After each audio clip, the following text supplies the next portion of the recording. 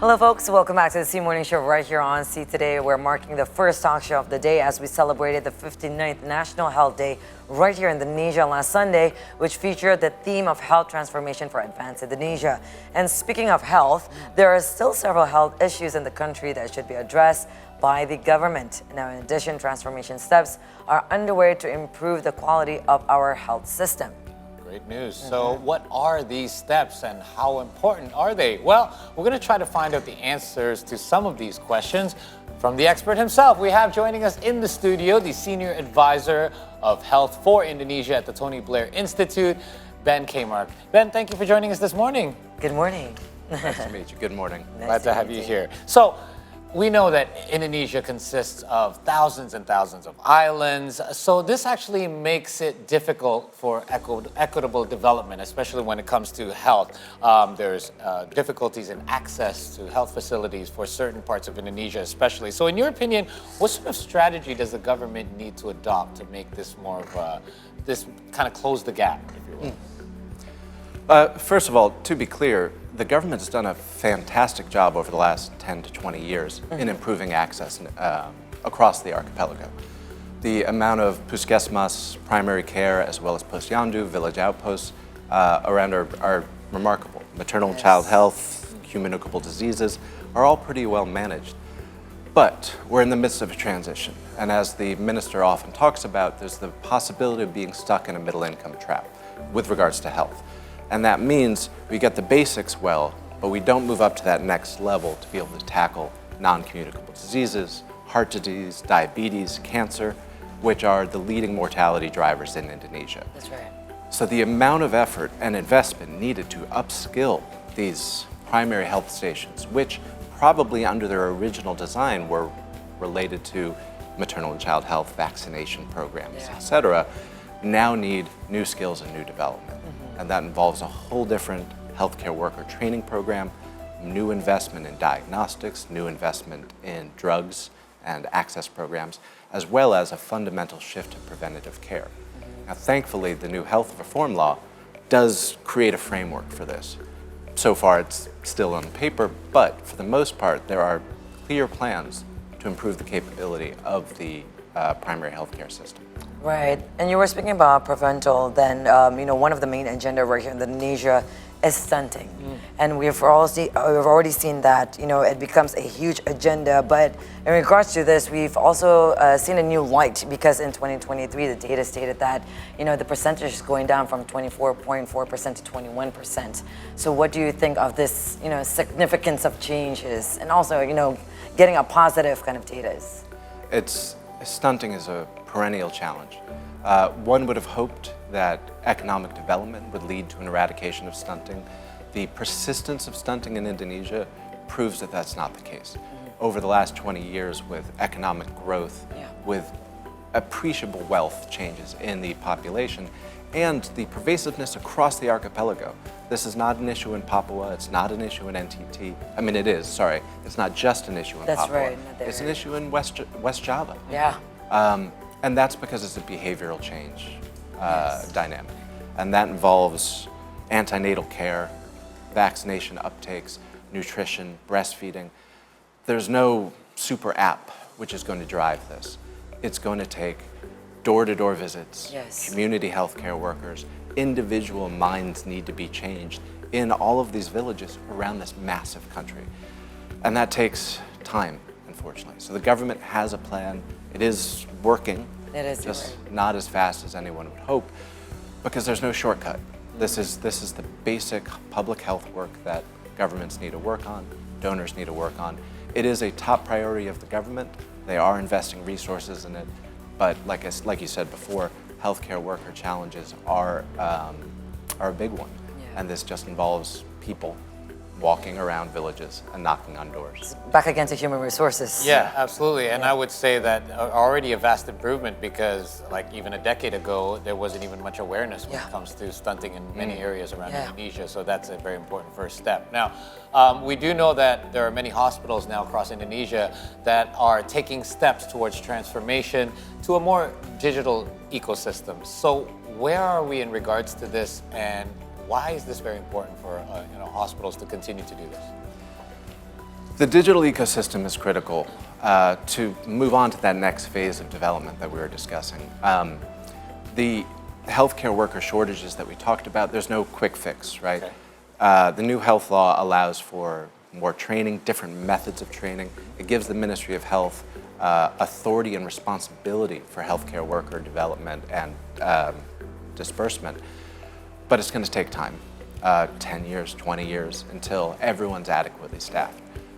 Digital can help bridge that gap in the meantime. Modalities like telehealth, electronic medical records, these improve the efficiency of the existing health system and allow a better allocation of resources without necessarily huge changes of people's lives or investments of money. Yeah. Digital is a shortcut. But again, even with digital, there's not necessarily one program. Everyone, myself included, everyone in public health wants, oh, can we just do that app? Let's just do that app. But this has happened in Indonesia, it's happened in dozens of countries. They're not connected to each other. Yes. It's not one scale. universal app that Yeah. So one of the things that the Ministry of Health is working on now is building that basic architecture that will be the baseline for all of these apps to then integrate on. It's the digital stack. They need to start with some applications, build on top of it with a language and governance structure that works across the whole system. And so it's a matter of reintegrating some of these apps that have been out there into one holistic model and creating the regulations to allow them to be used. Telehealth, for example, needs to allow for the incentivization or payment of doctors doing it. Yes. If you're at a hospital, there's no mechanism at this moment for you to be paid to provide support to a puskesmas on the other side of the country. Right. And so those regulations, changes in incentives, and that technological stack are all critical to bring it together. And also, I think it involves the infrastructure too, right? I mean, for the capital city or main big cities in Indonesia, I think, you know, these kind of apps still works, but for those places that it's just, especially in the rural areas, it's difficult for them to get like signals, phone signals and whatnot. They don't even understand how to use the app or even, you know, to just use a phone in regards to that.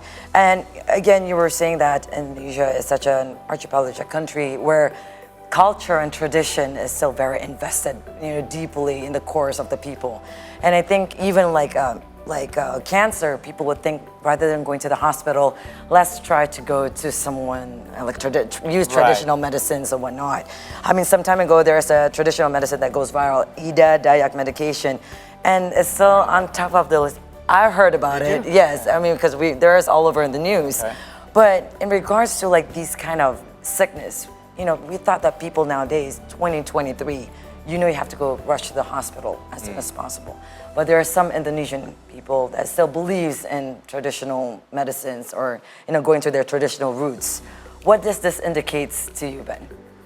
So traditional medicine by itself is not a bad thing. Indonesia has a rich heritage of traditional medicine. It also has rich biodiversity, making it a potential hub for, you know, a traditional medicine manufacturing and industry. But scientific evidence is critical to this. Does it work? You can prove it. There are studies to show if certain medicines will work for certain diseases. So let's try it. If the government wants to support this industry, supporting the clinical research around this industry could actually make Indonesia stand out. This was the example of artemisinin in China. It was an herbal remedy. It's now the mainstay malaria treatment for everyone around the world because they did the studies. That being said, if people are using traditional medicine because of culture and heritage, fine. Maybe some education might be needed around true efficacy. But if people are using traditional medicine because of lack of access or affordability of other medicines, that's a problem that does need to be addressed. One of the foundations that the new health law builds is an integrated primary care network. And that means improved access to not just the facilities and the healthcare workers, but also medicines. Many puskesmas at this current moment don't have the medicines that patients need. They should be free within that system. If they're not, they either have to go to the private sector and pay out of pocket, or they simply can't get it. And if that's the reason they're going to traditional medicine, then intervention is needed.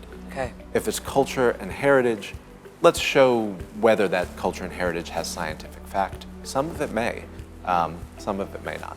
Okay, so it should be more of a choice if somebody wants to do this instead of a lack of a choice because Exactly. of certain pressures. Now, I remember that actually some people were trying traditional medicines during the COVID-19 pandemic. Yes. And The jamu.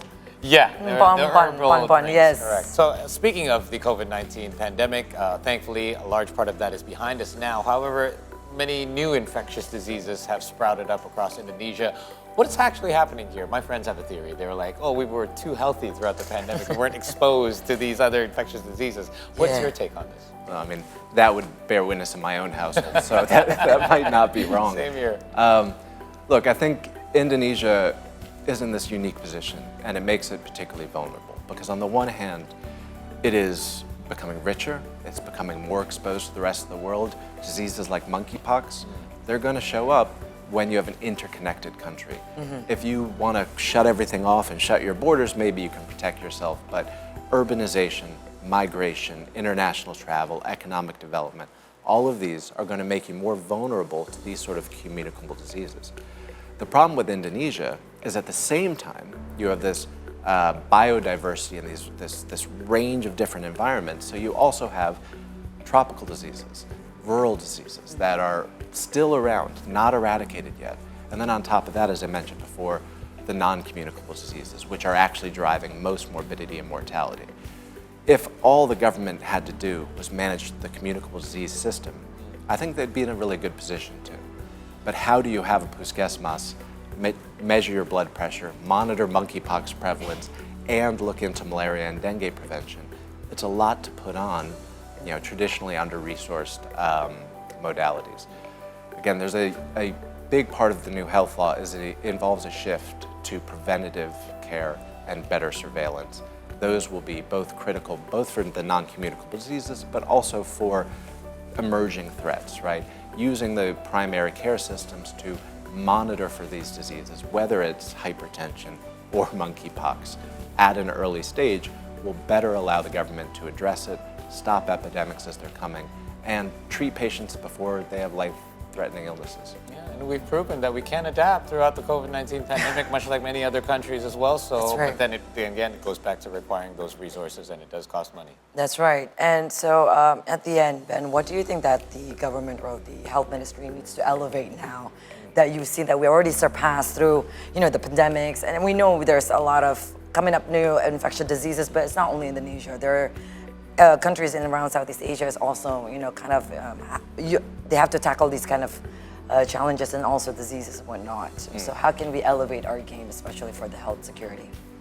I see three main areas, and again, all of them are in the health reform law, which, just to be clear, this reform law might be one of the biggest innovations in Indonesian healthcare in at least 20 years, right? Because it allows for all of these health issues to get unstuck.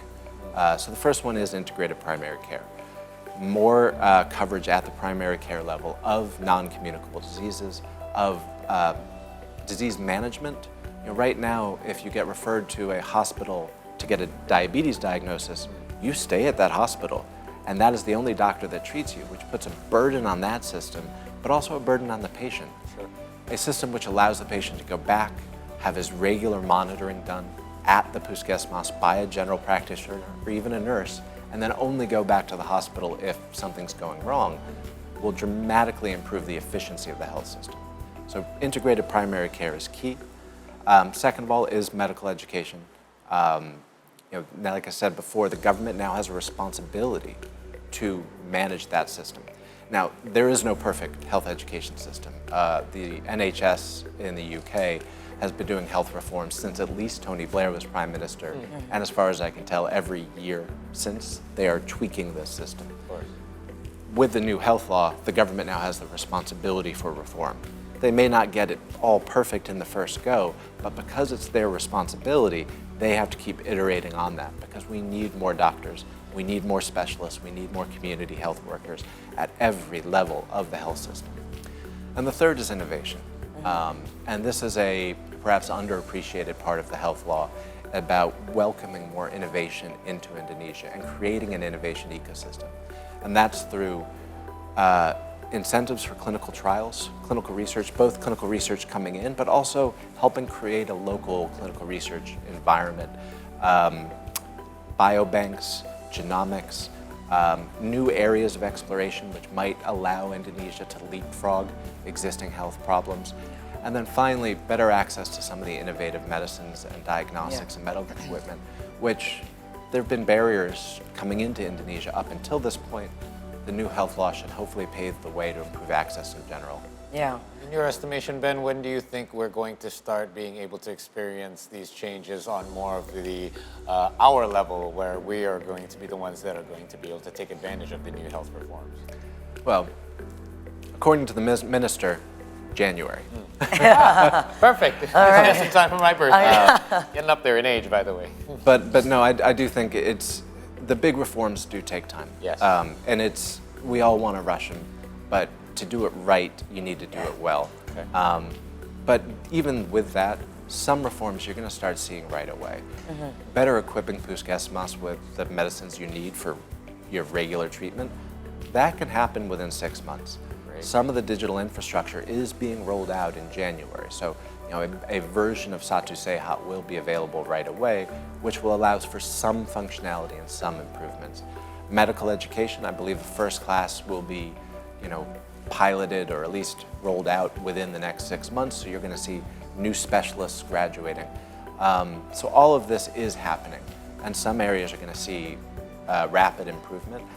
But the overall system, moving from the middle income to a high income, fully functional health system, not many countries have done it. Yeah. And Indonesia is now poised to do that, but the full effects, maybe 5 years. I just want to add on to that because we know that I think last year we were bringing the story how the government wants Indonesia to become the health hub in the region. And we know there's this one particular hospital in Bali was wanting to get more attraction, especially from the people in around Southeast Asia region and Asian region. What do you think so far about that? Well, that one's definitely going to take a little bit of time. Okay. At this moment, 2 million Indonesians go abroad for treatment. So not only do we need to reverse that trend, but then we need to attract those to come back. Yeah. This is pervasive. If you have a little bit of money and you have any complications, people go to Singapore, KL, Bangkok. Correct. They don't stay here, let alone go from Singapore to here. That can change. Better medical education and better digital infrastructure, more investment in these hospitals like the Bali one. Yeah. I mean, that one is going to be a bit of a one-off because of the uniqueness of Bali. But if really professional hospital groups are allowed to invest in Jakarta too, if the Mayo Clinic opens up a hospital in Jakarta and allows foreign doctors, different training methodologies, faster access to medicines and medical equipment, they could start attracting patients. If I was in Singapore and there was a Mayo Clinic treating whatever disease I had in Jakarta, maybe I would come. Yeah. Wow. Glad to get your insights on this health transformation, because there are seemingly brighter days ahead, and we look forward to seeing them sooner than later. Thank you so much for your time this morning. Ben. Thank you for having me. me. We appreciate your insights. That was Ben Kamarck, the Senior Advisor for Health for Indonesia for the Tony Blair Institute. Glad to have him on. We will take another short break here on the program, but in case you joined us late, don't worry, we've got more top stories from around the world when we return. Stay with us.